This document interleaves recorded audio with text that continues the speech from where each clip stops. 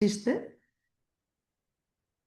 la nube que se alimenta de los datos que le ofrecemos todos y que le estamos preguntando continuamente, mueve y necesita para refrigerar todos estos centros de datos y estos servidores unas cantidades de agua inmensas. Por lo tanto, fijaros que se vende como una tecnología aséptica, limpia, abstracta, casi intocable, ¿no? Casi etérea, ¿no? Por eso la llamamos nube, ¿no? Es como si casi no tuviera ni materialidad. Pero al contrario, si se leen artículos directamente relacionados con cómo se construye toda esta tecnología y en qué se basa esa tecnología, tenemos una cantidad. El mismo problema. Espera. Perdonar, pues conlleva, ¿no?, una cantidad de materiales utilizables que luego hay que reciclarlos o que hay que pensar dónde y cómo se reutilizan. Utiliza una cantidad de minerales que también son estos minerales buscados de tierras extrañas o tierras raras, que también están produciendo estas guerras y estos negocios para poder dominar precisamente estos materiales buscados. Y después utiliza muchísima agua. Por lo tanto, el agua se está convirtiendo también en un problema que será uno de los retos mayores para estos próximos años. Me parece que he leído que un 52% de la población hacia el 2050 tendrá problemas de escasez de agua. Por lo tanto, seguramente será también uno de los bienes naturales por los cuales también se tensionarán las relaciones entre países o entre comunidades. De hecho, ya ha estado pasando y a lo largo de la charla saldrá algunas de las luchas por la defensa del territorio y por la defensa de la utilización y del uso del agua. Ha sido motivo también de empoderamiento y de luchas de mujeres y de comunidades indígenas en algunos de los países donde seguramente tenéis contactos o también habréis podido ver que existe desde hace tiempo. Vamos hacia adelante. Hace poco tuve la suerte de estar en Jalisco, en México.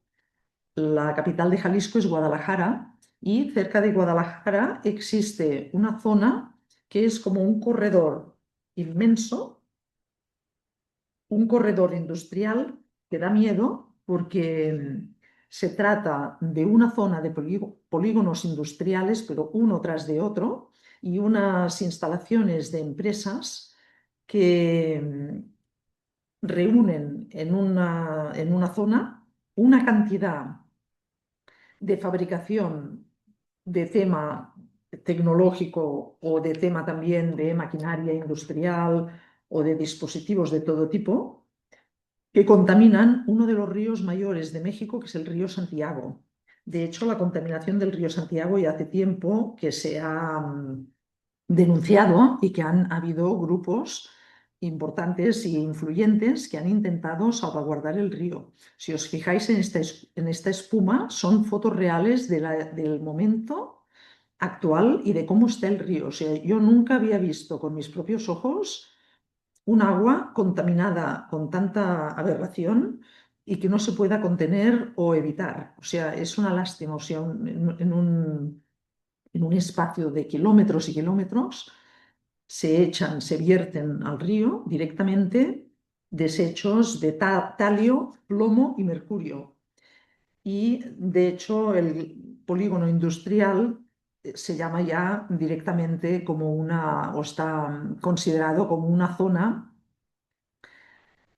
de devastación ambiental permitida. La llaman así en el sentido de ni imponen ya leyes, ni tampoco imponen una corrección, ¿no?, de control de estos vertidos, porque ya suponen que el tipo de neoliberalismo y de capital y de posibilidad de inversión que se hace en la zona, pues los daños son colaterales. Pero claro, ¿qué daños? El primero es ecológico, en el sentido de que el río, el agua, ha quedado así. Un río precioso que tiene incluso este salto, este pequeño salto. De hecho, la zona se llama El Salto. Pero a mí me impresionó muchísimo también el contraste entre la zona del polígono industrial y de todas las instalaciones de las empresas, algunas de ellas con jardín bien cerradas, con unas vallas, con seguridad, con barreras para ir pasando, con zona de parking para los coches y los trabajadores de la empresa. Y alrededor, pequeñas chabolas, pequeños núcleos de casas diseminadas que no tienen ni una estructura de municipio y casi no tienen ni relación con el municipio antiguo o el municipio origen del Salto, y por lo tanto donde se agolpa una población desesperada que llega migrada de otras partes buscando trabajo, buscando dónde poderse asentar, pero claro, no tienen ni salud pública, ni educación, ni tampoco vivienda digna. Y una cantidad de trabajadores, pero como olvidados, como si no existieran, como si no formaran parte del paisaje. Realmente es un contraste, no, o sea, no había visto nada así en ningún lugar y me quedé realmente preocupada porque hace tiempo ya que también hay algunas asociaciones, tanto ecologistas como también de defensa de los derechos de los trabajadores, que están luchando para alertar de esta situación y para ver si se puede reverter. Pero no hay cambio. Es decir, se considera ya desde el Estado de México como una zona sin ley, como si estuviera como aparte de otras leyes o de cuidado de la naturaleza que se puede aplicar en otras regiones. Nada más para deciros que realmente en este contexto no hay agua potable, hay muchísimos problemas de salud, de tema de cáncer y de afectación renal, y después hay muchísima tensión, violencia y problemas sociales derivados pues, de que no hay, como si dijéramos, esta estructura mínima de ciudad o de municipio que pueda aportar servicios sociales básicos. Esta afectación al cuerpo, a la materialidad de la vida, me hace plantear esta conexión, ¿no?, entre el daño y la explotación de la naturaleza y también la marginación o la explotación de mujeres y de la integridad de las comunidades que tampoco son desde el punto de vista hegemónico o que no están en el centro, ¿no? Diríamos que hay una conexión, no por esencialidad, es decir, muchas veces desde el ecofeminismo a veces se han hecho afirmaciones como esencialistas de decir, no, es que las mujeres somos más naturaleza y por lo tanto más sensibles o estamos más ligadas a la tierra y lo notamos más o somos más defensoras, ¿no?, de los valores o de lo natural porque estamos muy enraizadas en ella. ¿De acuerdo? Estamos enraizadas en ella, igual que lo están también los hombres, porque las comunidades y las culturas, si no, no existirían y no podrían sobrevivir. Pero para mí no es tan importante este vínculo desde el punto de vista esencialista, sino que es un vínculo político. Es decir, las mujeres no estamos en el centro, ni en la atención, ni en la posibilidad de tener voz propia o estar empoderadas, porque estamos en un segundo plano desde el punto de vista cultural o patriarcal, hegemónico, que es la ideología que prevalece en la mayoría de nuestras culturas.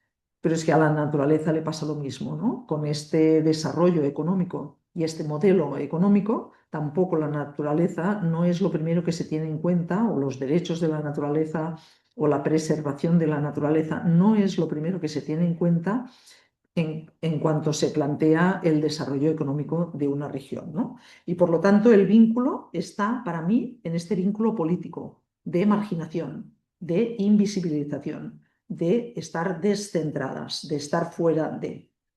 Por lo tanto, desde este punto de vista, creo que hay, ¿no?, que trabajar o al menos plantearse, perdonar, cuál sería la forma de trabajar esta sensibilización a favor del cuidado y del sustento de los ecosistemas. Y seguramente pasa por plantearse el tema del valor del agua y el uso del agua en todas las sociedades del planeta.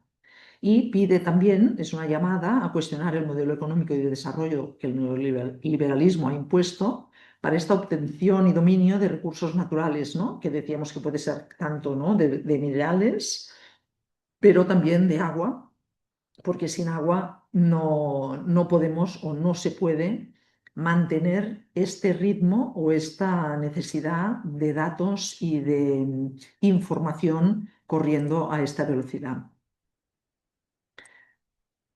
Estas crisis del agua, esta crisis ecológica y cultural, afecta sobre todo niñas y mujeres recolectoras de agua en muchas zonas rurales y en muchas zonas pues, que no están urbanizadas al estilo de la Organización Social Europea.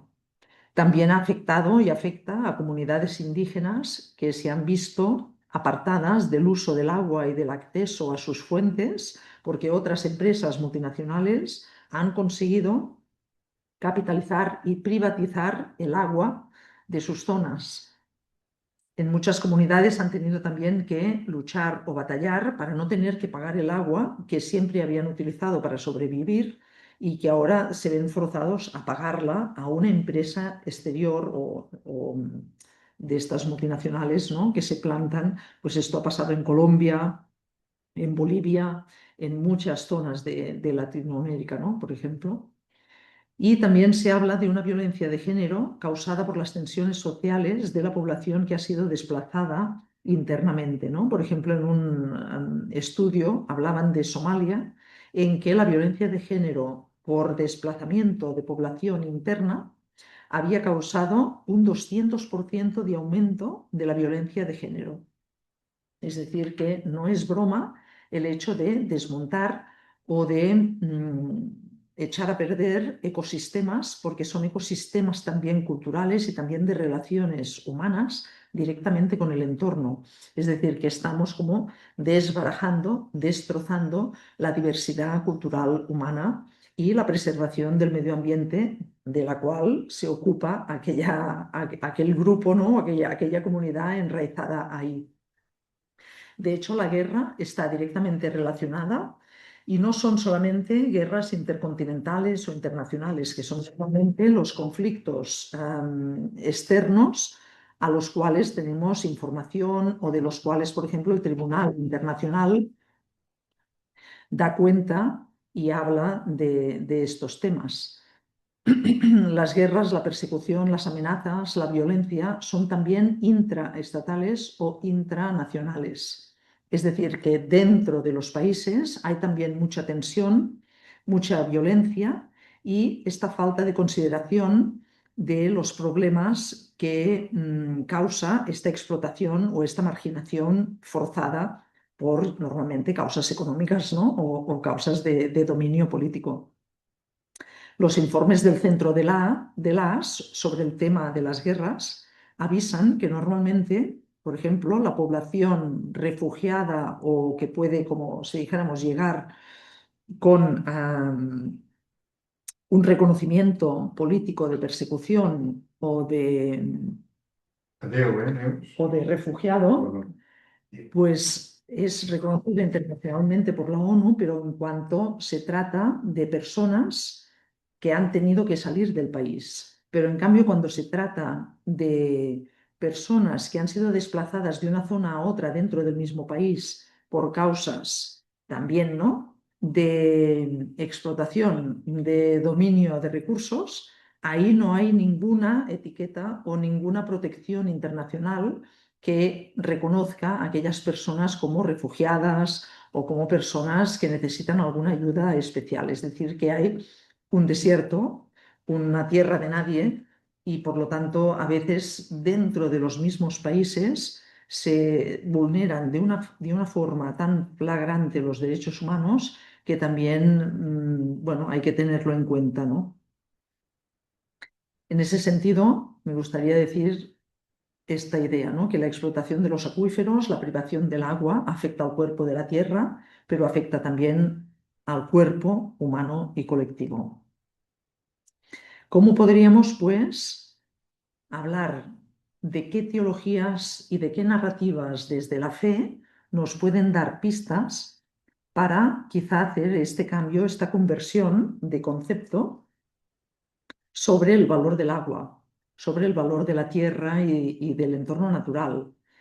¿Y qué teologías y qué relatos, ¿no? y qué símbolos de nuestra fe nos pueden también dar un fundamento personal y colectivo para intentar reverter estas situaciones injustas o intentar reverter este vínculo dañado, ¿no?, entre las personas y el medio ambiente y entre las personas entre sí y buscar estas relaciones armónicas que no encontramos ante estas flagrantes discriminaciones entre también seres humanos del mismo grupo, del mismo país, de la misma zona.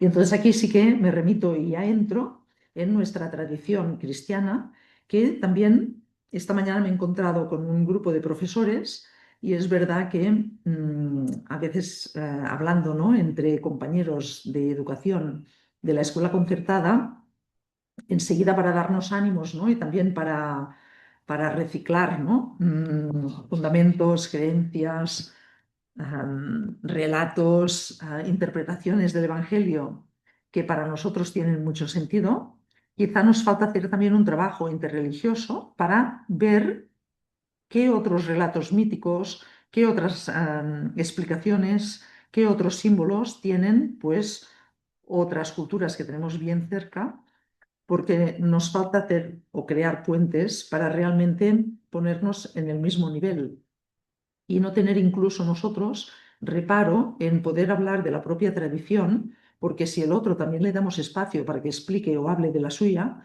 pues entonces seguramente podremos, ¿no?, reconocernos mutuamente y también hablar nosotros más libremente de la nuestra.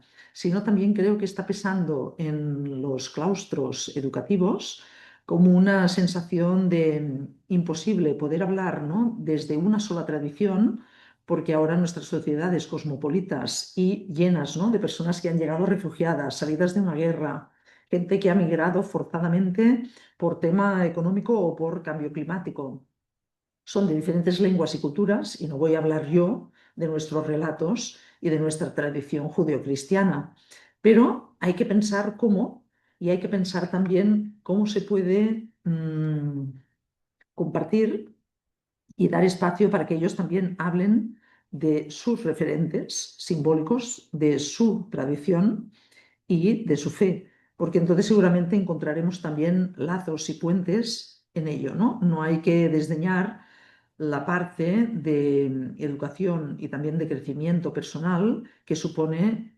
cultivar la parte espiritual, ¿no?, del ser humano, porque es una necesidad humana universal y por lo tanto, pues claro que cada uno hablará desde su background o desde su bagaje cultural y por lo tanto lo que hay que hacer no es callar, al contrario, es crear espacios seguros y espacios de diálogo democrático correcto y moderado, igualitario, para que nos podamos explicar unos a otros en qué creemos y en qué fundamentamos nuestras actitudes y nuestro horizonte de construcción social. Y entonces para mí, y para ir ya hacia adelante, ¿no?, en esta charla, empiezo con dos fragmentos que me inspiran también en ese sentido de dejarnos fluir, ¿no?, con el agua o dejarnos también como seducir por el agua como elemento básico que nos puede dar esta fuerza para hacer el cambio, para hacer esta transformación espiritual que necesitamos, ¿no?, para mejorar nuestras sociedades y nuestras iglesias o nuestras comunidades de trabajo. Y una es el fragmento de Nicodemo, de Juan 3, cuando Nicodemo le pregunta a Jesús, ¿no?, pero a ver, ¿cómo se puede seguir, cómo se puede ser discípulo, cómo se puede ser un buen creyente, ¿no? Y Jesús le contesta, te aseguro que el que no nace del agua y del espíritu no puede entrar en el reino de Dios. Lo que nace de padres humanos es humano. Lo que nace del espíritu es espíritu. No te extrañes si te digo, tenéis que nacer de nuevo. Pero Nicodemo, que es representante, maestro, rabino, experto en leyes, le pregunta, ¿pero cómo? Pero se pueden hacer dos veces y yo ya he nacido, ¿cómo voy a nacer de nuevo, no?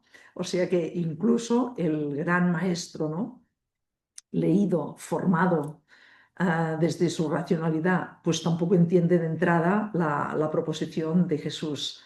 Y me gusta el hecho de que el agua y el espíritu vayan de la mano aquí, en este símbolo, en el Evangelio de Juan, ¿no?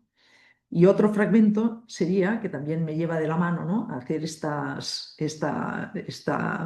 incursión, como si dijéramos, ¿no?, esta ruta, para ver qué pistas nos pueden abrir los ojos, ¿no?, o nos pueden hacer el hub del cambio, de la transformación, es el diálogo de María Magdalena en la tumba vacía, que son relatos muy antiguos y que son relatos que se repiten en los canónicos y que por lo tanto demuestran que seguramente ahí había una experiencia nuclear de las mujeres mirróforas que fueron a la tumba buscando al Jesús que había compartido vida, camino o inspiración con ellas, ¿no? María Magdalena se encuentra llorando y entonces tiene la visión, ¿no? del hortelano, le llega el hortelano ahí y mujer, ¿por qué lloras? ¿A quién buscas? Y ella pensando que era el que cuidaba el huerto o el cementerio que estaba por ahí, le dice, por favor, si te has llevado el cuerpo de mi señor, ¿no? Dime dónde lo has puesto para que yo pueda buscarlo y le pueda, ¿no? hacer los rituales de los ungüentos y del perfume que ponían a las personas que habían muerto. Y no es hasta que Jesús la llama por su nombre, que María no entiende que algo ha pasado ahí, ha habido una transformación y entonces entiende, se le hace claro o tiene como una revelación, diríamos, del significado y de la superación, como si dijéramos, de la muerte y de la experiencia del Jesús vivo de otra manera. Y por lo tanto, en ese ella se volvió, que os he subrayado, en la palabra hebrea es hub, y es una palabra monosílaba, muy, muy sonante, muy tajante, pero que indica este cambio, ¿no? Ella cuando entiende que la llama por su nombre, entiende que está ahí Jesús resucitado y por lo tanto ella contesta Rabuni, maestro, ¿no? Y entonces es cuando Jesús le dice, suéltame, que es el famoso no me tangere, ¿no? Que no es en el sentido de no me toques, no es un sentido de... Jesús no le contesta esto en sentido de pureza moral, de no me agarres, no me toques o no seas invasiva, ¿no? No, el no me tangere es déjame ir, ¿no? Es decir, dividamos, separemos, ¿no? El espacio, porque yo ahora tengo que reunirme con mi padre, pero en cambio tú tienes una misión y es cuando le entrega la misión a María Magdalena, ¿no? Ve y di a mis hermanos que voy a reunirme con el que es mi Padre y vuestro Padre, mi Dios y vuestro Dios. Y entonces fue María Magdalena y contó a sus discípulos que había visto al Señor y también lo que él le había dicho. Aquí hay dos sentidos, ¿no? de percepción, la vista y la palabra, y por lo tanto se ve, ¿no? como esta revelación de María Magdalena a través de he visto el rostro del Señor, he entendido, ¿no? el significado de que continúa vivo y por lo tanto ahora voy y predico o me ha mandado a anunciar y a predicar. Todo esto para decir que con sed de agua viva, para mí, que es una frase ya del Evangelio de la Samaritana, implica esta búsqueda de cómo entender en el Evangelio y en la revelación que Jesús nos propone, nos hace, ¿no? con confianza a todos y cada uno de nosotros, cómo la podemos encontrar, cómo realmente el agua puede ser viva para nosotros, cómo concienciar y sensibilizar para revertir la depredación del medio ambiente desde la fe, cómo dar sentido y cómo dar nombre nuevo al mundo ante la explotación natural, personal y colectiva. Propuestas, quizá debamos recuperar el valor del agua, pensarlo diferente. Desde nuestras sociedades occidentales tenemos mucho deber, ¿no? y mucho margen todavía para cambiar y para aprender también de estas otras culturas que hace mucho tiempo que estamos en contacto e intercambiando, pero este valor sagrado, ¿no? que dan a la naturaleza y esta naturalidad con que reconocen el vínculo con la naturaleza, para los occidentales es un deber y trabajarlo y tenerlo mucho más presente, ¿no? En ese sentido debemos revisar pues estas conexiones, ¿no? Por una parte la conexión interior, trabajar nuestro interior, pero también esta conexión entonces con la naturaleza, con los demás. Y después replantear los usos, los consumos, el trato, el cuidado. De hecho, el trabajo para los bienes comunes, los commons que llaman en inglés, es muy interesante y se está recuperando ahora este concepto que proviene de la Edad Media y tanto en Inglaterra como también aquí han habido, como si dijéramos, propuestas de bienes comunes y de autogestión de los pueblos y de las comunidades rurales para tener algunos bienes en común para la subsistencia de todo el mundo. Es decir, en cada pueblo había unas tierras comunales que todavía existen y además aquí hay muchos pueblos que todavía las mantienen.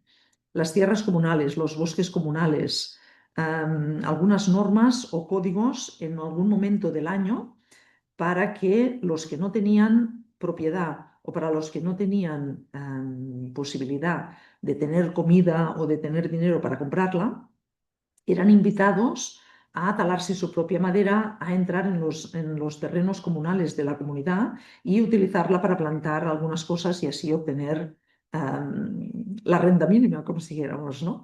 Y esta importancia de los bienes comunales que no son propiedad ni del ayuntamiento ni de la representación política, ni tampoco no son propiedad privada de una persona concreta, está volviendo a ponerse encima de la mesa como una posibilidad de organización y de autogestión de las comunidades locales. Yo creo que por aquí hay una posibilidad de organizar alternativamente algo al sistema económico privado de lucro que tenemos instalado. Y, por otra parte, pues qué teologías para esta conversión feminista y ecológica debemos tener en cuenta. Y entonces he ido a buscar algunos de los símbolos del agua que aparecen en nuestra tradición bíblica y también evangélica. Y, por ejemplo, he visto que en Génesis 1 se habla evidentemente de la creación de la tierra y la narración mítica habla de estas aguas y por lo tanto de esta separación, ¿no?, en la creación del mundo del agua en sentido caótico, ¿no? El agua es un medio diferente que la tierra y por lo tanto a veces en la Biblia aparece este símbolo del agua como peligro o del agua como un medio diferente de lo que es la tierra y el lugar seguro, ¿eh? Pero en cambio en Génesis 2 ya se habla del agua como la base del jardín del Edén. Y entonces el jardín del Edén sabéis que está más o menos situado en esta parte del Golfo Pérsico que desgraciadamente pues ya veis en qué situación estamos ahora en esta zona y aprovecho la charla pues mira para poder a ver si podemos llamar a la paz, ¿no? En ese sentido. Pero evidentemente esta zona, ¿no?, de la Mesopotamia entre el Tigris y el Éufrates pues siempre ha sido realmente un creciente fértil que ha sido muy buscado, muy procurado por todos los pueblos del Medio Oriente que se han asentado en estas tierras, ¿no? Por eso también el relato mítico de la Biblia sitúa el Edén, el jardín, en esta zona, ¿no?, donde había 4 ríos. De hecho, nosotros brotamos de un desierto que Dios mismo prepara para que nosotros lo cultivemos. Se trata de un espacio de vida en abundancia, un oasis en el desierto. Los 4 ríos son simbólicos, pero muy interesante porque cada uno tiene también una característica y que simbólicamente está ligada también a momentos vitales y a la propia vida. Por ejemplo, el río Pisón significa ojo de agua en el sentido de naciente, es un nacimiento, ¿no?, una fuente. Aquí tenemos el nacimiento del río Jordán en los Altos del Golán y es un chorro, ¿no? Es algo con fuerza que nace de la tierra y salta, empieza a saltar por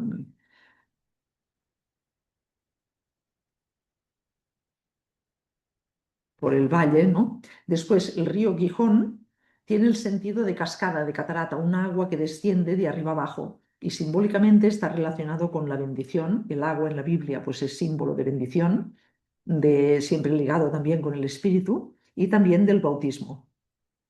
Después el río Tigris, Hidekel, llamado en hebreo, desciende, va allá abajo, fluye, ¿no? Sería ya un poco la representación pues, de una vida más centrada, de una vida más continua. En las 2 orillas del río crecerá toda clase de árboles frutales, sus hojas no caerán nunca ni dejarán de dar fruto jamás. Cada mes tendrán fruto porque estarán regados con el agua que sale del templo. Los frutos servirán de alimento y las hojas de medicina, que es una promesa, ¿no?, de Ezequiel 47, 12, ¿no? Para indicar este jardín, ¿no? Este lugar cuidado por Dios y por lo tanto que fluye en abundancia. Y el cuarto río, que sería el Éufrates, esta es una fotografía real del río Éufrates, que es un río copioso, profundo, abundante, impresionante también en el desierto, pero en cambio fijaros, ¿no? Toda la ribera verde, cultivada, y en contraste con estas tierras áridas, peladas, ¿no? Donde no hay nada, ¿no? El río Éufrates o este río abundoso, copioso, profundo, representa simbólicamente la morada interna, allí donde no habrá sufrimiento, escasez ni muerte.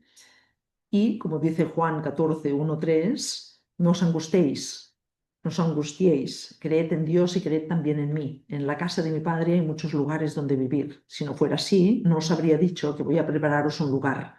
Y después de ir y prepararos un lugar, vendré otra vez para llevaros conmigo, para que vosotros también estéis donde yo voy a estar. Es decir, este lugar interno, íntimo de la unión mística con este Dios al cual nos confiamos y al cual agradecemos los dones y los talentos que tenemos, ¿no?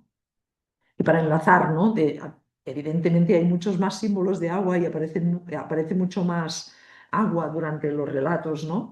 Del Pentateuco y de los libros posteriores, ¿no? De la Biblia, pero salto y me voy ya al Evangelio.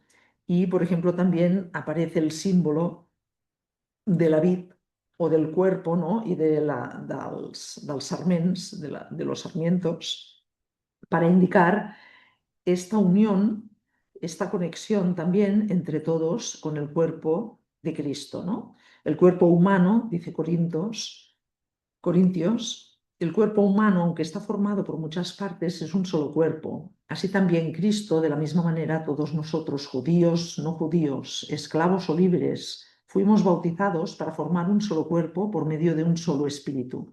Y a todos se nos dio a beber de ese mismo espíritu.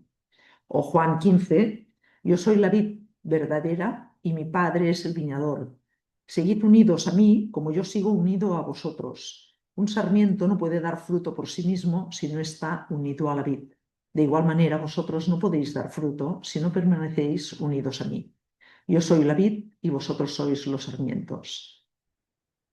Más que nada porque también son textos que a mí me dan como fundamento para después proponer estas teologías, ¿no? O para realmente poder, me son como una guía, ¿no? Una guía para vivir mi fe desde estos fundamentos. De hecho, estos textos preciosos, ¿no? Que nos muestran, ¿no? Que estamos todos conectados y que estamos todos unidos por el mismo espíritu, es una unidad que no es uniformidad. Y es una unidad que para mí no es una identidad exclusivista o que separa de los otros, ¿no? Al contrario, no es uniformización. La unidad debe ser en la pluralidad y en el reconocimiento de la diversidad. Estas distinciones de carácter social y privilegios entre judíos y gentiles, entre griegos y bárbaros, entre esclavos y libres, se fueron abajo, se deshacieron, quedaron abolidas por aquellas primeras comunidades cristianas que consideraban a Cristo su vid, ¿no? O su esqueleto donde beber, donde estar seguros y donde acogerse para actuar en el mundo y para estar en el mundo. Como Gálatas 3:28, pues observa. Por lo tanto, el bautizo en Cristo y esta vida por el Espíritu es esta nueva posibilidad de creación o de co-creación en esta mandala igualitaria o en esta comunidad de iguales que nos dibuja aquí Hildegarda de Bingen, ¿no? Esta monja del siglo XII, que fue capaz también de, en la Edad Media, de entender a partir de su experiencia cristiana y de su vida comunitaria con las monjas en Alemania, pues de entender esta visión del mundo igualitaria, organizada, pero en círculo, ¿no? En plano horizontal, no jerárquica. También Hildegarda de Bingen, la misma monja del siglo XII, pintó o dibujó esta Trinidad A mí me encanta porque es una trinidad en que representa con dos círculos concéntricos lo que sería Dios y el Espíritu, es decir, Dios, esta vibración incluso, ¿no? Con esta línea, ¿no? Temblorosa, que es vibración, que es energía y que continúa manteniendo esta forma circular, esta mandala, y este amarillo fuerte, que significa el amor, la pasión, que sería el espíritu, y la única figura humana que existe aquí es la de Cristo. Un Cristo que es incluso ambiguo, ¿no? Un poco transgénero, para qué no decirlo, y dinámico, ¿no? En posición de orante, con las manos, con las palmas de las manos hacia adelante, con esta pierna, ¿no? Más avanzada una que la otra, es decir, andando, caminando en movimiento, ¿no? Para mí es una Trinidad muy inspiradora, me encanta. Y esta misma Trinidad está expuesta en un tapiz, colgada no quiero equivocarme del nombre, pero en Bodenberg, si no me equivoco del nombre de la ciudad alemana, que está en el Rin, en la parte cerca de Main, de Frankfurt, que es donde están la comunidad de Hildegarda de Bingen ahora en este momento, ¿no? Es decir, que en la parroquia del pueblo tienen esta Trinidad dentro de la iglesia, ¿no? Voy hacia adelante. Uy, perdón. También para continuar con las teologías, ¿no? ¿Qué teología, qué concepción, ¿no? de Dios tenemos y de comunidad tenemos? A mí me sorprendió cuando estuve en Hagia Sofía, en Novgorod, las iglesias ortodoxas rusas tienen la tradición artística de pintar en sus iglesias esta representación de la Sofía de Dios. La Sofía es una tradición antigua bueno, del judeocristianismo, pero en Occidente no ha quedado o no ha sobrevivido tan claramente esta figura. En cambio, en la parte ortodoxa, ¿no? o oriental del cristianismo sí que quedó como tradición, ¿no? Fijaros que en muchas de las iglesias aparecen estas pinturas y fijaros que Dios está aquí pequeñito encima de esta Sofía coronada, que es una figura femenina con alas, normalmente pintada de rojo o de un rojo pasión mm, acentuado. A un lado Juan Bautista y al otro la Virgen con Jesús pequeño en las entrañas. Pues esta imagen para mí fue como muy reveladora porque revela esta presencia de Dios en el eje de espacio-tiempo nuestro, porque es la presencia del amor de Dios, del amor recíproco y relacional que se muestra a escala humana, ¿no? Es una tradición que reconoce los dones del Espíritu en cada persona. Es decir, que es una teología espiritual, neumatológica, donde el espíritu es importante, ¿no? El espíritu de Dios queda representado por esta divina sabiduría que es la Sofía. Y esta Sofía está comprometida con la construcción de una eclesía, de una asamblea de discipulado de iguales, y con esta esperanza de construir la Basileia de Dios.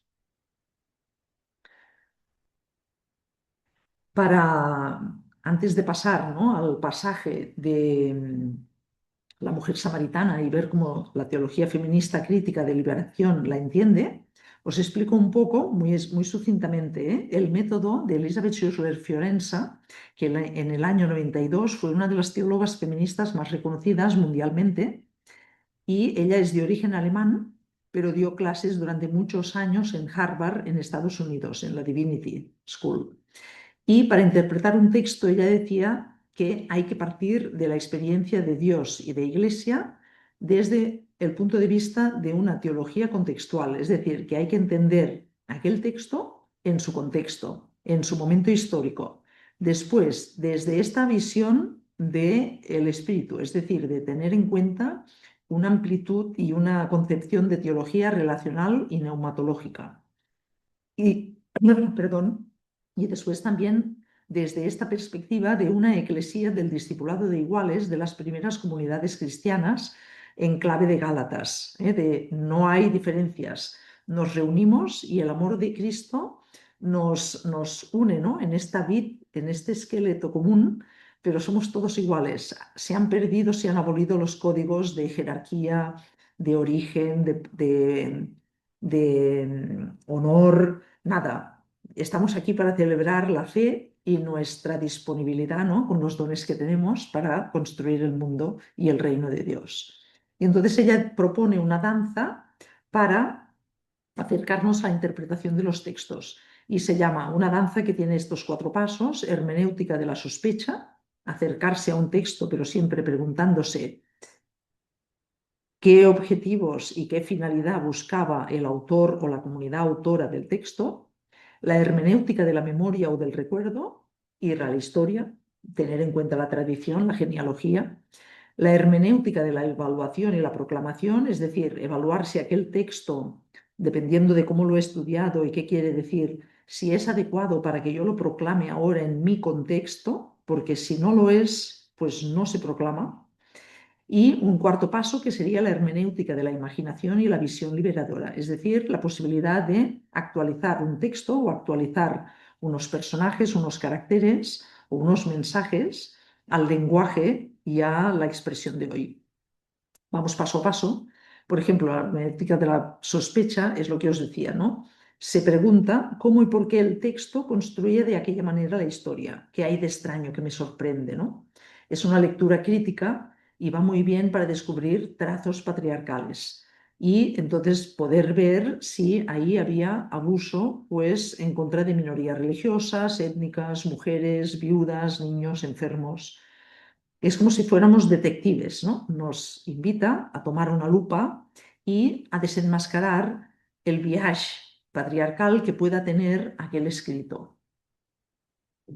Aplicando esto al texto de la Samaritana, vemos que la sospecha en Juan 4 nos puede surgir en algún momento, ¿no? En alguna de las frases del diálogo entre Jesús y la Samaritana.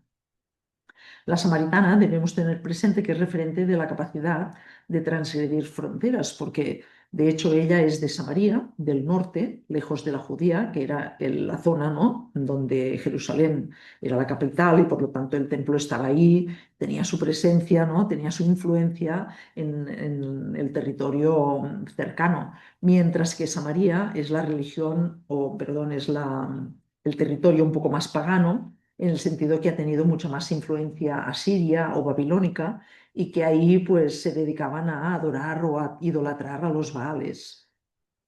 Y después es una mujer. Por lo tanto, cuando Jesús le ofrece el agua viva en el pozo, que es el pozo de Jacob de la tradición, ahí empieza un diálogo que está rompiendo con la tradición antigua, ¿no? Porque ella le dice, primero de todo, ¿cómo es que tú me pides agua a mí, que soy una mujer? Por lo tanto, ella se da cuenta de que Jesús está rompiendo esta barrera de género, que es un código de costumbre y de moral en su época y en su momento. También ve y sabe que está rompiendo o está transgrediendo la frontera religiosa, ¿no? Como tú, que eres rabino, me preguntas a mí, que soy una mujer del pueblo y una mujer también sin nombre, anónima. Es que soy la mujer samaritana porque es que no estoy ni bien casada, le dirá luego, ¿no? Y están rompiendo también estas barreras étnicas, ¿no? ¿Cómo se atreve Jesús a pararse en un pozo, que es el espacio de las mujeres, es donde van las niñas y las mujeres a recoger el agua? Y él se para ahí y le pide de beber del cuenco donde ella ha bebido.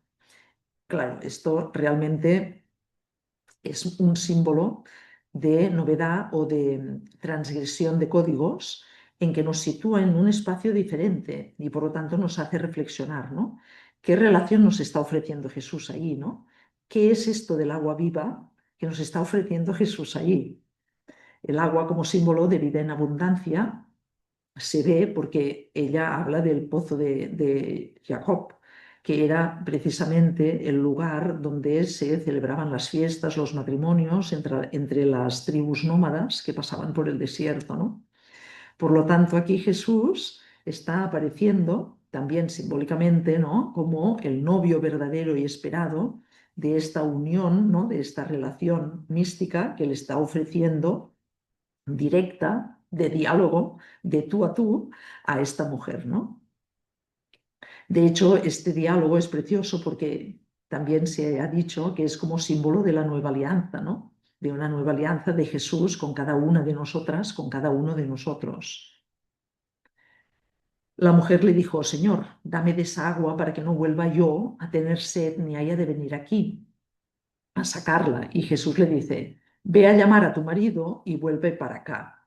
Es decir, aquí también nos sorprende, ¿no? Por eso he puesto aquí el cuidado, sospecha, ¿no? Con rojo, porque ¿por qué ahora Jesús, que se había atrevido, ¿no?, a hablar directamente con ella, ¿por qué ahora saca a relucir a su marido y tiene que irlo a buscar y traerlo aquí, ¿no? Que es que ella no tiene entidad o dignidad por ella misma, es que no es completa como para entablar ya la relación directa, que tiene que ir a buscar a su marido.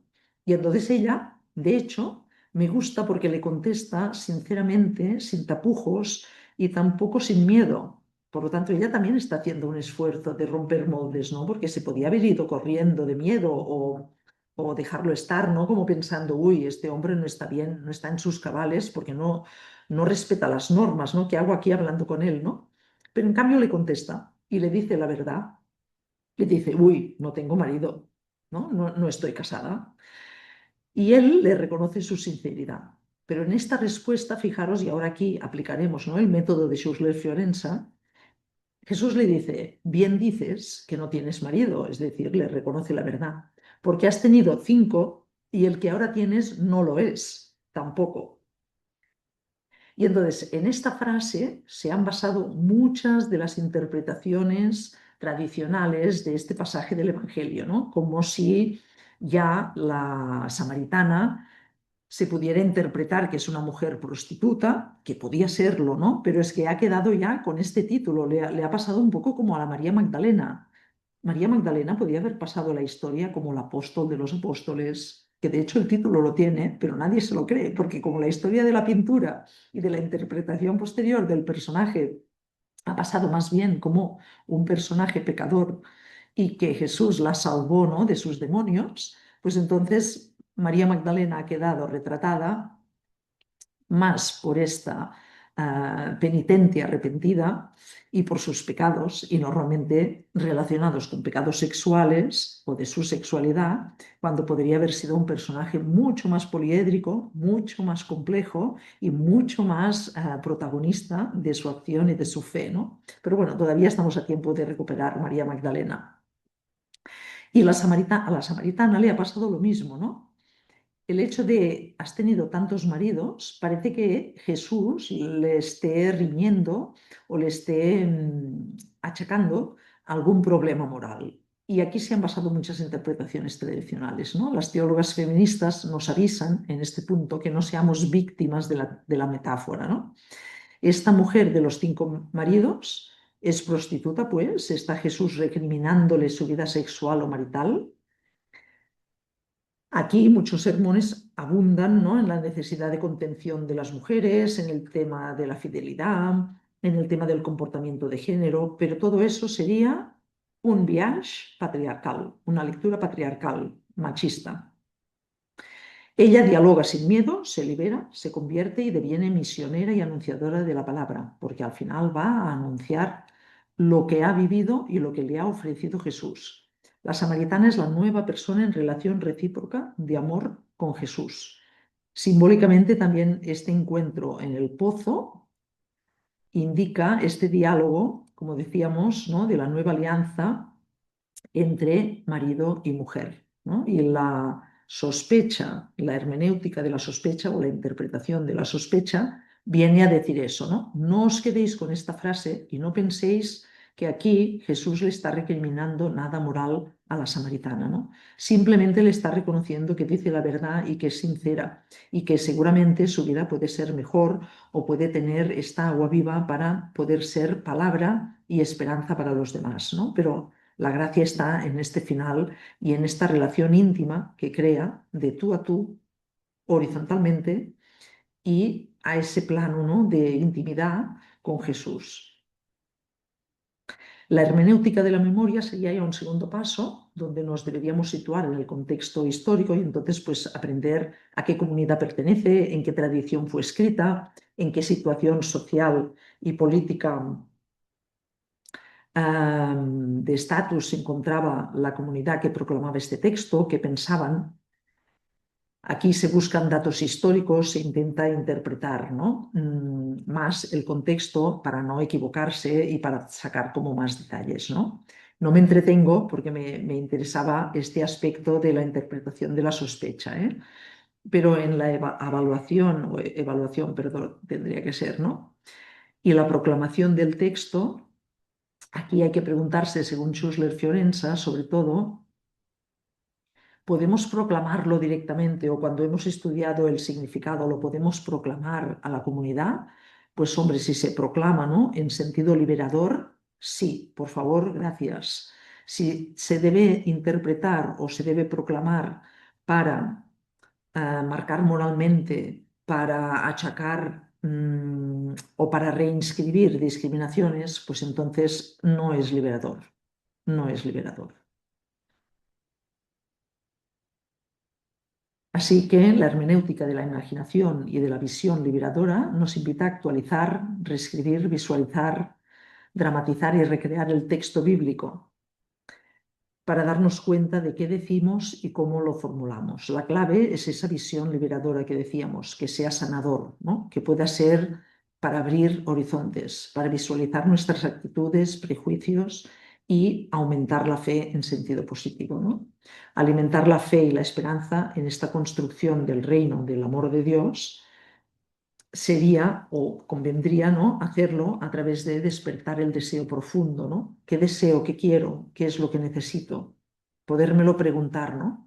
Poder mirar hacia mi interior y descubrir este paisaje interior para descubrir luces y sombras, pero para dejar entrar también, ¿no? Este amor de Dios, ¿no? Ser humildes, ser libres, buscar la reconciliación para crear puentes con los demás. Yo creo que el cristianismo es una fuente también de inspiración relacionada con el perdón y para actuar con ética práctica del amor, es decir, el cristianismo no es una religión solamente de dogma, de doctrina o de conocimiento de la palabra, es también acción política y es también acción social hacia los demás, salida hacia los demás, y es también actuación desde un corazón y desde una libertad descubiertas que nos hace ser bondadosos, actuar como el buen samaritano también, ¿no? Hoy podríamos acabar pues con los dos relatos, ¿no? El del buen samaritano como buen creyente, buen activista y buen amador. Serían como las tres, ¿no? Es también una tríada que un polo no puede sustituir el otro o no puede dejar de lado al otro. Es una tríada que hay que combinar y que los teólogos llaman la ortodoxia con la ortopraxis y con la ortopatía o ortoamor o el buen afecto, ¿no? Es decir, saber amar a los demás, ¿no? Saber tener un corazón esponjoso de carne para realmente reaccionar con bondad, ¿no? Hacia los demás.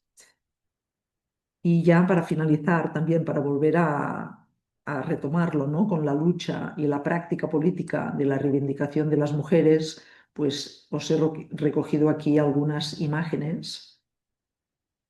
Es que miro la hora porque me parece que ya me estoy pasando, ¿verdad, Ana? Tendríamos que terminar, pero sería esto, ¿no? Que desde el 2019-2020 en Europa ha habido una revolución también de las mujeres en la Iglesia que se ha notado tanto en el sínodo alemán, sobre todo, ¿no? A partir del movimiento de María 2.0, que surgió sobre todo relacionado con el dolor que causó dentro de la comunidad eclesial católica por todo el tema de los abusos sexuales, ¿no? Que en Alemania fue un escándalo grandioso y minó mucho y descendió mucho la cantidad de personas de las comunidades.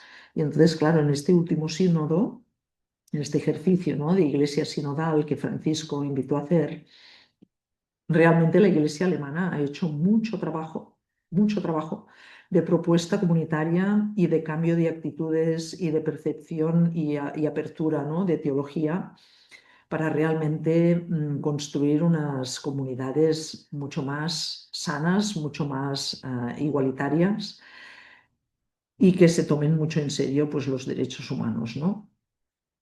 Esto ha llegado también, ¿no? a nuestras comunidades de países católicos que quizá tenemos una tradición diferente, ¿no? De las centroeuropeas, porque con Grecia, con Italia, con Portugal, incluso también con el sur de Francia, pues tenemos una tradición eclesial quizá que ha seguido otros derroteros, ¿no? Que el resto de Europa, por el tema también histórico, que hemos sido países donde hemos tenido dictaduras largas y por lo tanto también a veces la Iglesia institucional ha estado en connivencia con regímenes autoritarios y con regímenes fascistas. Y por lo tanto yo creo que esto también ha sido o ha tenido consecuencias, ¿no? De unas iglesias o unas tradiciones teológicas a veces confrontadas o que no acaban de entenderse mutuamente, ¿no?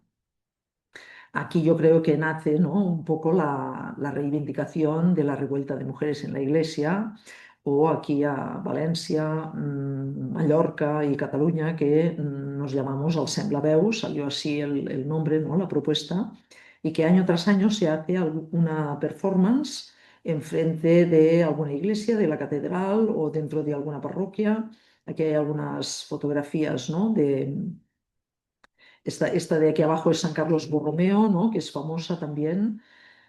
Y por lo tanto, la revuelta y también el Semblaveu en frente de la Catedral de Barcelona se ha organizado cada año e intenta, ¿no? Dar esta voz pública para decir que las mujeres nos damos cuenta de las discriminaciones internas que tenemos en nuestras comunidades eclesiales o institución eclesial, pero que no por eso nos dejamos de sentir iglesia en ese sentido del inicio que os decía, ¿no? De esta teología de discipulado de iguales en una iglesia sinodal, abierta y circular.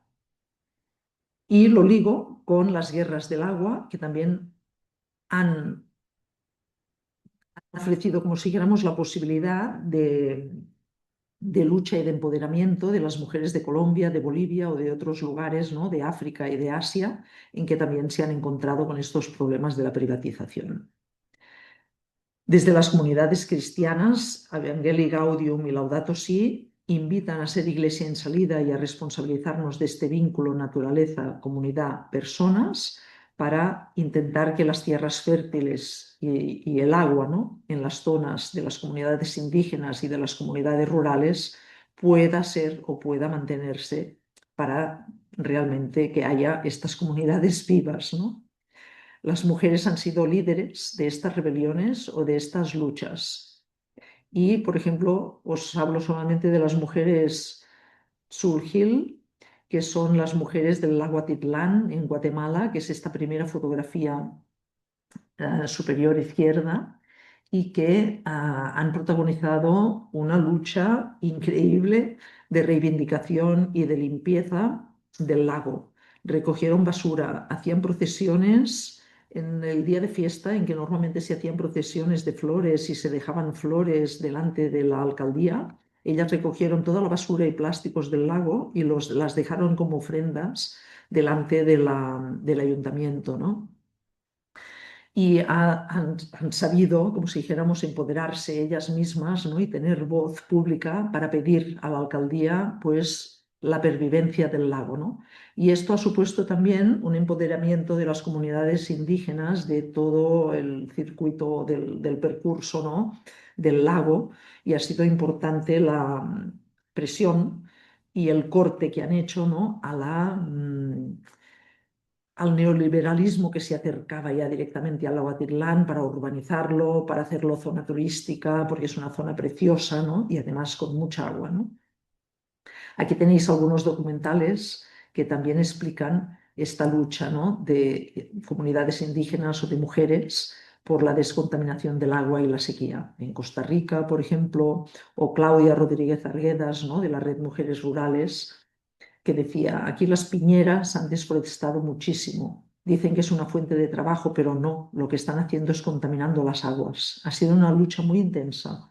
Yo le digo a las mujeres, organícense, solo organizadas salimos adelante. Si queréis mirar también en YouTube, hay un vídeo muy pequeñito, La abuela Grillo, que critica precisamente esta privatización del agua y que nos muestra esta lucha intensa que las mujeres están haciendo con sus cuerpos, con sus comunidades, para preservar el medio ambiente. Lo dejo aquí. Muchísimas gracias por la escucha y siento haberme alargado. Gracias, Neus, por esta clase, ¿no? Que nos ha introducido en un mundo al que igual pues no, bueno, que desconocemos también. Esto es la gracia de este curso, ¿no? Ir descubriendo ámbitos, ¿no? Y tener herramientas luego para poder profundizar. Creo que es muy interesante también este vínculo, ¿no? Que has establecido entre las luchas por el agua, ¿no? La cuestión del cuerpo, la mujer. Bueno, creo que es muy interesante. No me alargo yo. Como hoy tenemos un poco menos de tiempo, tenemos solo 15 minutos de diálogo, preguntas.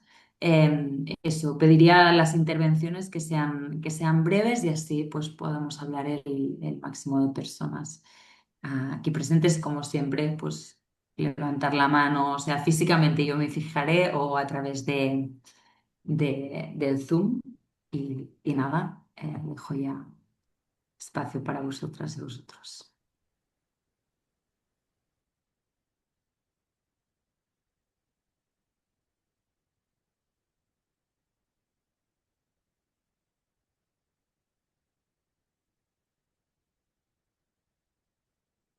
Supongo que ya conocíais, ¿no? También las luchas estas, ¿no? Del agua, porque de hecho ya hace años, ¿no? Y tiempo que se habla, pero claro, no sé a veces si se es consciente, ¿no? Porque normalmente las luchas de los movimientos sociales, ¿no? O las reivindicaciones incluso de las mujeres o de las comunidades indígenas, claro, quedan como fuera, ¿no? Del foco mediático o de la noticia, ¿no? Como la entendemos aquí.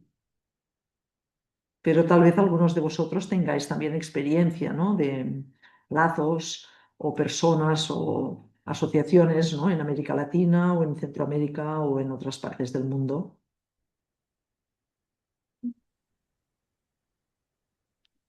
¿Puedo comentar? Adelante, adelante, Margarita. Mira, yo quería comentar que había leído el material y me había llamado especialmente la atención la referencia a una feminista, creo que era nigeriana, estaba buscando ahora, Sí, de sí, África, cuando hablaba y estaba asociando ahora esto de civilización, de la importancia de mirar al entorno, porque a veces asociamos civilización al mundo de los que luego van destrozando el ambiente, ¿no? Y parece una contradicción. Sin embargo, ella rescata esto y esto de mirar al entorno. Y lo había asociado también al texto de Teresa Forcadas, cuando al final, cuando habla del tema de la fraternidad, y luego decía que al final, diciendo que esto que en un momento también comentaste de la importancia de ver al otro en su singularidad, ¿no? Que a veces se nos confunde esto cuando hablamos de igualdad y exacto. dejamos de lado la equidad. Y me ha parecido muy, es decir, que tiene una profundidad muy grande, que son de pronto las mujeres cuando sacan en vista la comunidad, esto que también se habla Sí, de economía feminista, poner la vida al claro. centro, pero que deberíamos de ser todos, como asocias tú en el cuaderno de la UAC, y lo que dice Teresa Furcadas es que esa plenitud es para todos, es mujeres y hombres, si es para la sociedad. Sí. Y gracias, me ha sido fantástico, ¿no? Gracias, Margarita. Qué bueno que recuerdes a la africana, la nigeriana. Ujú. Que me inspiró mucho cuando lo leí, porque me gustó mucho su sorpresa, ¿no? Es una nigeriana que nos explica que ella, claro, se formó en su Nigeria natal en inglés. Ella aprendió a leer y en la escuela pues se formó con la cultura inglesa colonial, porque en aquellos momentos quien estudiaba y quien tenía acceso al conocimiento, pues tenía acceso al conocimiento del colonizador. Y por lo tanto, ella aprendió que civilización viene del latín, del civis, que es urbanidad o que es urbanizar el espacio geográfico, ¿no? Poner calles bien ordenadas, eso los romanos lo sabían hacer muy bien, ¿no? Era uno de sus fuertes, igual que fue uno de sus fuertes, pues el derecho romano, que es de donde tenemos también el fundamento, ¿no? De nuestro derecho todavía hoy día, ¿no? Claro. Los griegos eran más fuertes o su punto fuerte, ¿no? Era la filosofía, cada uno lo suyo, Sí, ¿no? Pero claro. claro, Molar Undip, claro, tenía la idea que la civilización era crear ciudad, por lo tanto, desarrollo económico, desarrollo, progreso, en ese sentido, ¿no? De urbanizar en clave de Ujú. ciudad. Y cuando descubrió que en su lengua yoruba natural de su pueblo utilizaban para civilización o cultura, utilizaban la palabra ilaju, ella dijo, pero ilaju qué significa? Y le decían, cultura, pero literalmente, etimológicamente significa ojo abierto, es decir, amplitud de visión. Y la amplitud de visión era crear vínculos. Solamente mirando a tu alrededor, solamente observando la realidad, es como puedes crear vínculos. Y crear vínculos Ujú. es crear cultura. Y la cultura debe estar fundamentada en esta creación de vínculos sanos, horizontales, productivos en el sentido espiritual, ¿eh? Productivos y fructíferos en el sentido de reconocer la diversidad de las personas y reconocernos juntos en camino. Y Ujú. ella fue un shock. Y entonces basó su resistencia y empoderamiento feminista en este descubrimiento, en crear lazos con los movimientos sociales de reivindicación y no coloniales, ¿no? O sea, sí, para lidiar contra el colonialismo cultural y epistemológico de su pueblo. Ah, Mm. maravilloso. Pefa también bueno, dice en el chat, muchísimas gracias, ha sido muy interesante y profundo. Gracias, Pepa, por comentar. Más preguntas, comentarios.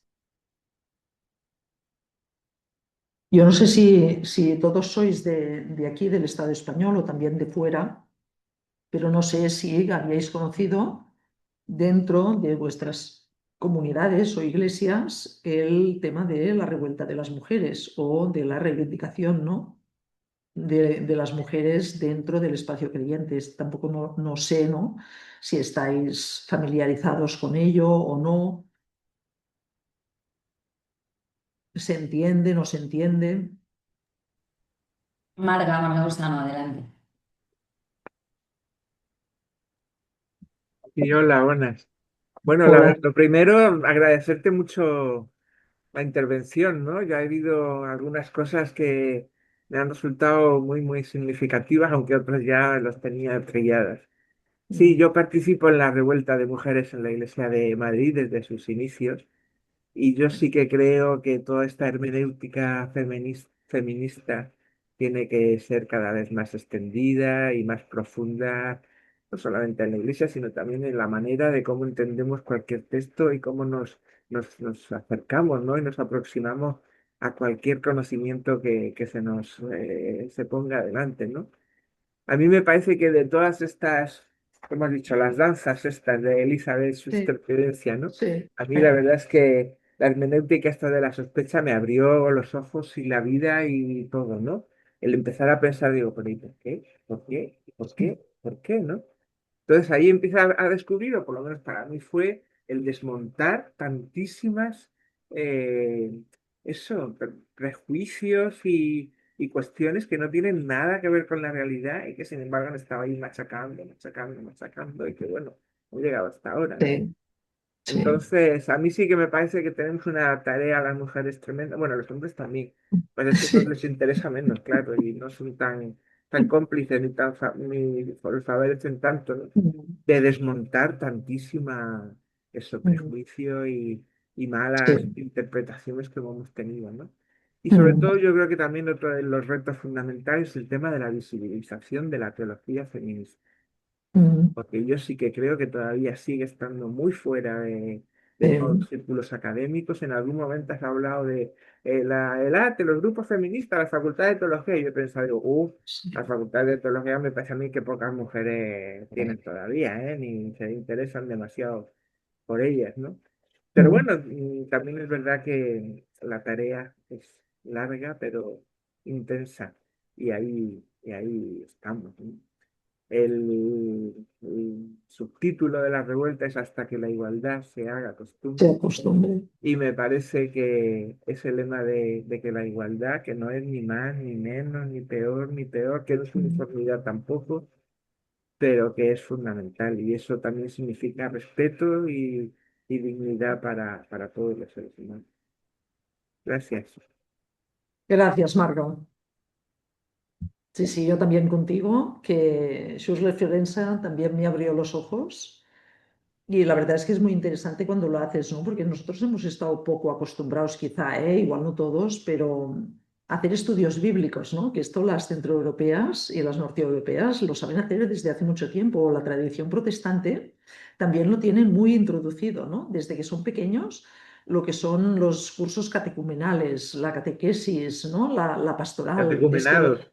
es que lo trabajan muchísimo y lo trabajan muy sistemáticamente. No tienes que hacer ciencias religiosas o teología para saber teología. Y claro, esto aquí en los países católicos nos falta, ¿no? Y también creo que nos falta valentía, porque a veces oigo de voces, ¿no?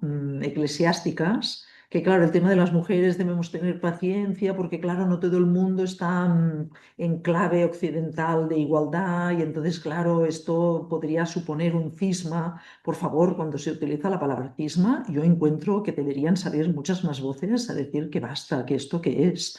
O sea, lo encuentro ofensivo a estas alturas, ¿no? Las comunidades africanas, las comunidades latinoamericanas en ciertos aspectos están mucho más avanzadas y son mucho más libres que las nuestras. Todavía nos pensamos que en nuestra iglesia occidental tenemos unos valores que nos ha dado, ¿no? La democracia o los valores plurales y que pensamos que nuestras iglesias, por ósmosis, pues también ya los tienen, ¿no? Y que en cambio las comunidades de otros países o de otras concepciones, pues no. Y no es verdad, el mundo es complejo en todas partes y es poliédrico en todas partes. Y por supuesto que hay tendencias y que hay posicionamientos ideológicos y políticos diversos, pero precisamente porque son diversos, que no nos achaquen a las mujeres la posibilidad de que se produzca un cisma por aceptar que todas las mujeres tengamos en pie de igualdad la posibilidad de acceder a los ministerios, ¿no? Que sería una de las reivindicaciones posibles, ¿no? No la única, pero una flagrante ya a estas alturas, teniendo en nuestra Europa mismo la tradición anglicana y la tradición protestante como avanzadilla. Por favor, que ellas tampoco no han superado todas las desigualdades o discriminaciones, solo faltaría, porque claro, la concepción patriarcal o el sistema patriarcal lo tenemos introducido todos, hombres y mujeres, y por lo tanto, claro, nadie es perfecto, ¿no? En la transmisión o en el establecimiento, ¿no? De las relaciones entre unos y otros.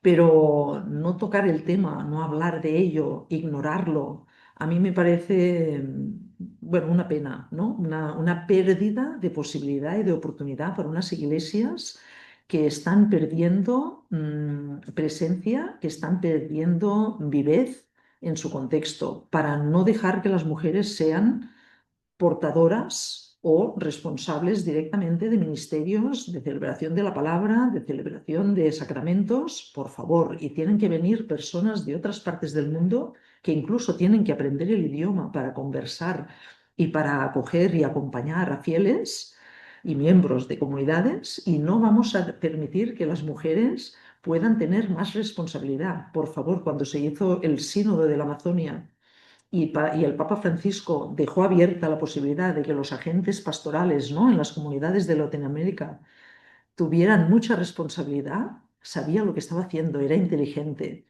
lo sabía perfectamente. Y en cambio, pues tampoco no llegó a decir más, ¿no? Ni a imponer, ¿no? Un mismo funcionamiento para todo el mundo, para que cada comunidad pueda ser protagonista también de su devenir. Pero yo creo que aquí tenemos que ponernos mucho más activos, mucho más activos. Si no, yo creo que vamos a perder mucha parte y mucho potencial vivo y creador y fresco y joven que nos vamos a echar a perder y que estamos aquí languideciendo tristemente. Pero bueno, no sé qué piensan.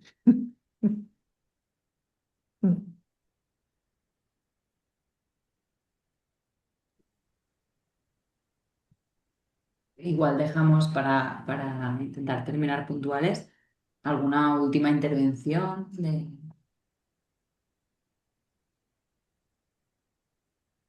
Bueno, ahora he querido ser provocadora, pero bueno, que entiendo que no todo el mundo lo vea igual, ¿no? O no vea las prioridades igual, pero bueno, para pensar que no quede, o si no, para los ratos, ¿no, Ana? Que hay también, ¿no? A veces ¿verdad? Que dejáis alguna sesión también como para debate más profundo, ¿no? Pues estaría bien también que el tema La de las próxima sí que mujeres. lo tendrán fresquito. La próxima es de Vale. diálogo. Ah, perfecto, perfecto.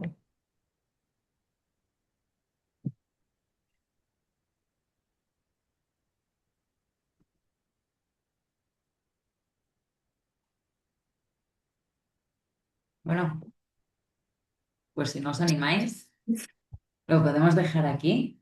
Agradecerte, Neus. Perdón, es que miro la pantalla, pero si me veis de Sí, frente te también. veo, te veo. Agradecerte, Neus, pues la clase de hoy, también a todos los que habéis asistido. Nos vemos el día 26, perdonad, 26 de marzo, dentro de 2 semanas, para esta sesión diálogo de cierre del primer bloque. Hemos hecho 4 sesiones, vamos a hacer una sesión diálogo con varios también de los profesores que han participado en este primer bloque. Y luego ya después de Semana Santa, este año nos han cuadrado bastante las fechas, empezaremos con el segundo bloque. ¿Vale? Entonces, nada, nos vemos dentro de 2 semanas. Muy bien, pues que vaya muy bien. Hasta la próxima. Moltes Hasta la gràcies. próxima. Adeu. Gracias a vosotros por atender. Gracias. Adiós. Adeu, adeu. Muchas gracias.